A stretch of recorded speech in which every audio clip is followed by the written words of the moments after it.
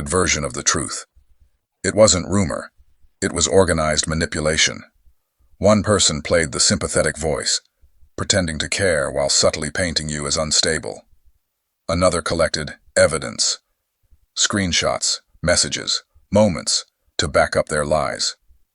Someone else was tasked with checking in on you, not from concern, but to gather fresh information to report back. And then there was the amplifier, whose job was to make sure the story spread, reaching people who barely knew you so they'd accept the narrative without question. The confessor said they were the one who stayed closest to you, the one who listened when you cried, who told you they understood, who hugged you when you were breaking, only to relay your pain to the group moments later, twisting your vulnerability into proof of your instability. They said it became disturbingly easy. The group made it feel justified, like betraying you was a noble act, like manipulation was protection. They shared screenshots, hundreds of them, of group chats where your name appeared again and again, alongside laughter, mockery, and casual cruelty. They joked about your struggles. They celebrated when people drifted away from you. They monitored your life like spectators at a show, treating your humanity as entertainment. But what's most chilling is the structure they built around your reactions. They had a system for it, what they called provocation protocols. They'd deliberately do things to unsettle you, then feign innocence when you reacted, cancel plans, exclude you from events, feed you half-truths, say things designed to trigger emotion, then stand back and whisper, "See? That's what we mean."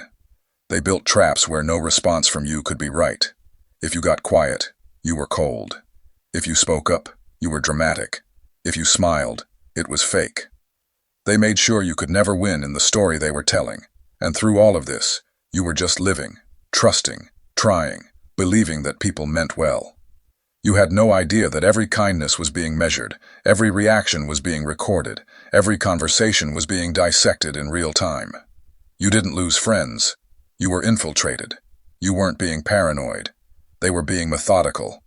And now that the truth is out, now that one of them finally let the mask slip, the whole illusion is collapsing.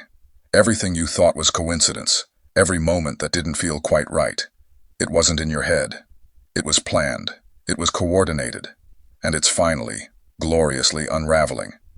You could have gotten engaged, and they'd still find a way to twist it into a performance, labeling you as desperate for attention, as if happiness in your own life was somehow an insult to theirs.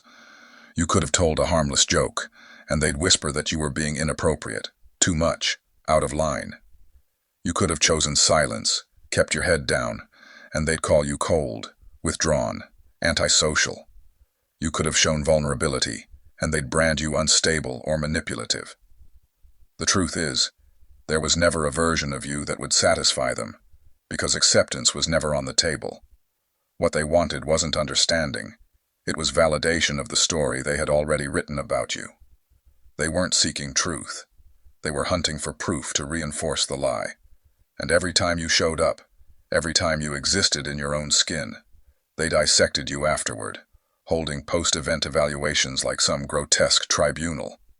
They'd gather to analyze your tone, your body language, your smallest expressions, searching for anything that could serve as confirmation